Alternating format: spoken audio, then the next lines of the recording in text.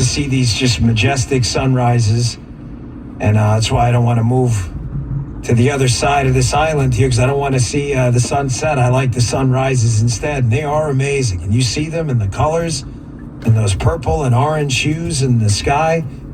You don't have to be a Vistas guy to look at that and say, my gosh, there's got to be a God. No, nothing else that wasn't omnipotent and omniscient at the same time could create something so beautiful. But the world can also be a nasty place. It's full of fallible people who are sinners, and there's a lot of evil out there. And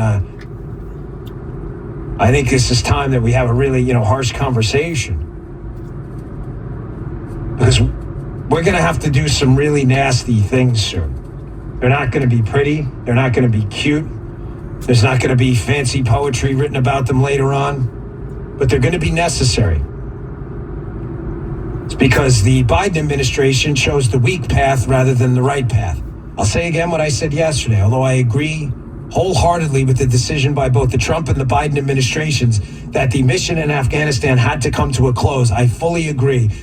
The process by which we did that and executed it under this Biden administration was a disgrace, a national disgrace, a cosmic level disgrace, and a stain on this administration they will never, ever wipe clean. Now, why did I start the show the way I did? That some nasty things are about to happen, and we all need to prepare ourselves for them. Because I, like many other people in this space, I'm certainly not the only one, have sources. People communicate with me like they communicate with other hosts, other podcast hosts, other cable news hosts, radio hosts, whatever it may be. And I'm hearing a lot of things right now, and none of them are pretty.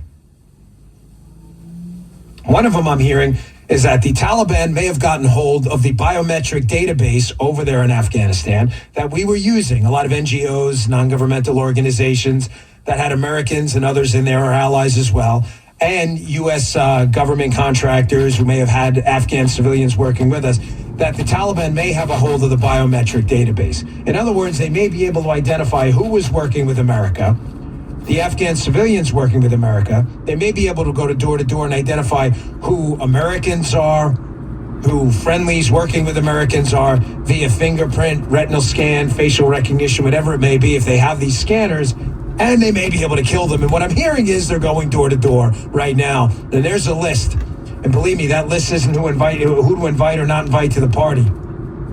I think you all know what that list is. The administration in charge now is a disaster. They should all resign in disgrace and leave semi-competent people at least in charge so we can fix this right now. We have Americans on the ground right now who cannot get out. They forfeited the airfield in Bagram, as I discussed yesterday, which is one of the dumbest strategic military moves I have ever seen or heard in my lifetime. I am getting tons of emails from sources telling me that there was a plan to keep Bagram and get people out in what they call the NEO. We'll go into that in a minute.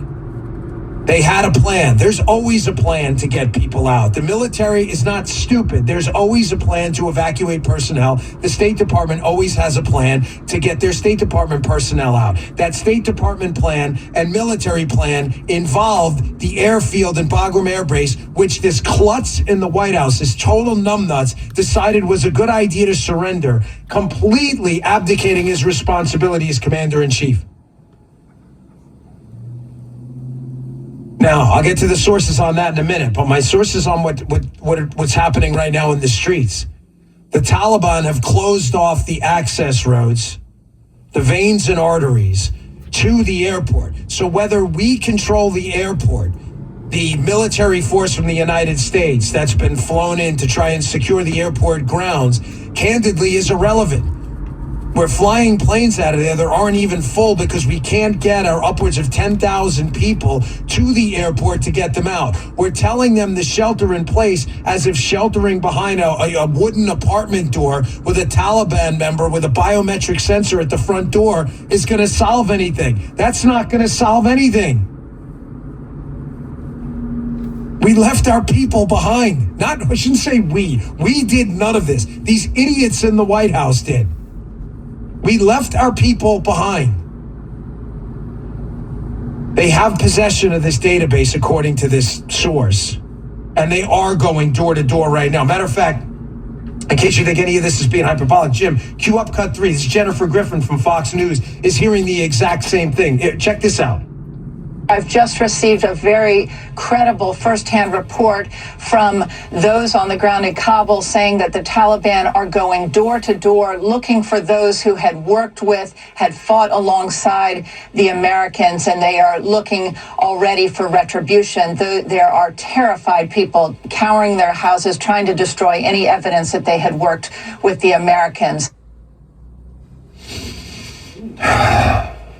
Folks, I think the Taliban is just waiting. It's just a couple days. They know there's a lot of media attention. How soon before the campaign to imprison or execute these people, how soon before that starts?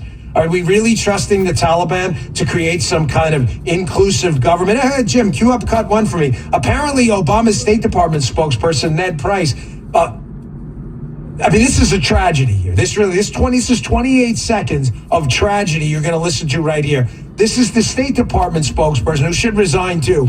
They should all resign in disgrace, leave and never show their faces in public again. This is State Department spokesman Ned Price, who he's asking for the Taliban to create an inclusive government. What, CRT training? What are we doing here?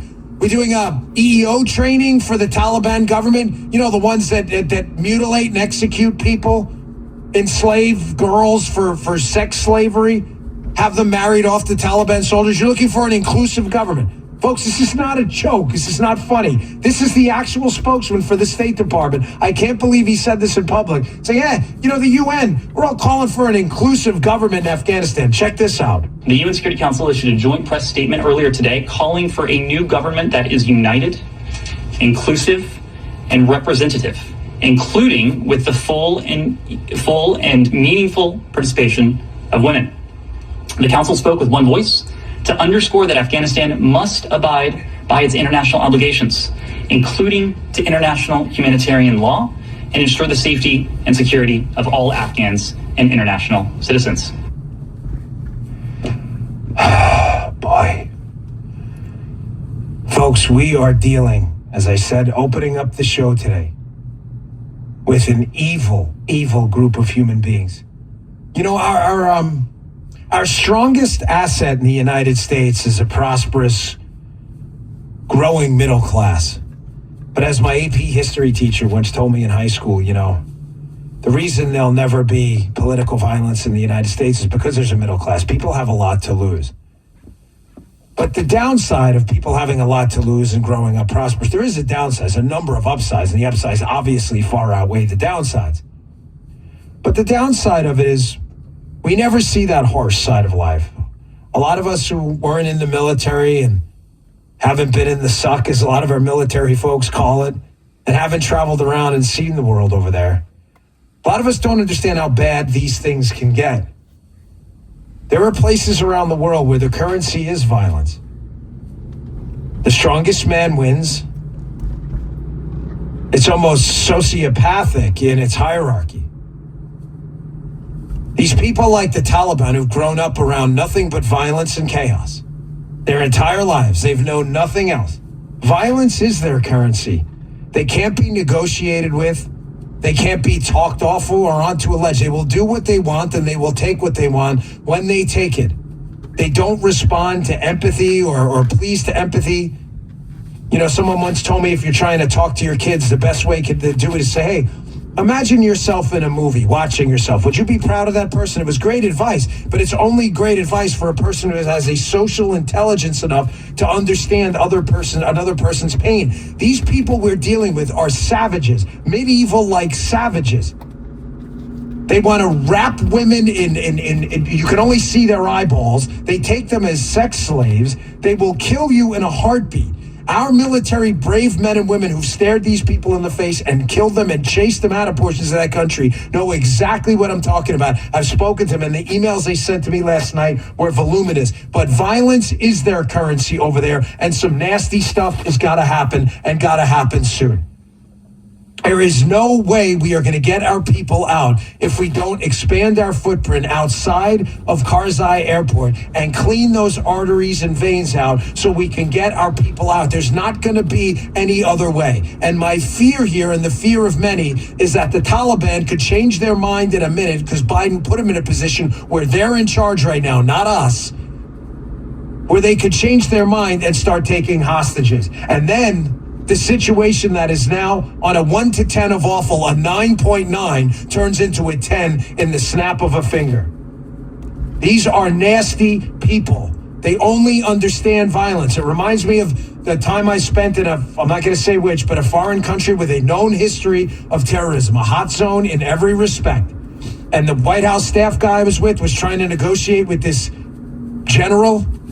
And the general looked and kept talking to me, and the White House staff guy was offended. And I asked the guy later why he wouldn't address the staff guy and only talk to me. He said, because you have the guns. We did have the guns. And in some places in the world, if you have the guns, you have the power. Nothing else matters. Some nasty stuff is going to have to happen soon. A lot of people are going to have to die if we're to save this.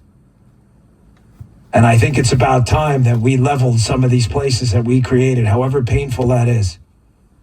You can't allow these Taliban to take over Bagram Air Base, use our air base we built to save their people. We can't allow them to do that. We can't allow them to drive off Bagram with MRAPs, our M4s, rifles, tac vests, trauma plates, radios, helmets. And from what I'm hearing from a source, they've gotten a hold of Black Hawk helicopters too. Now you may say, oh my gosh, they don't know how to fly those. They don't need to. They have the biometric database. Remember what I just told you about? They can identify the Afghan pilots who can fly them or can figure out someone who can. And believe me, some of our foreign enemies will provide that expertise stat. We just de facto supplied one of the world's largest armies in the region. Maybe time for some hard decisions.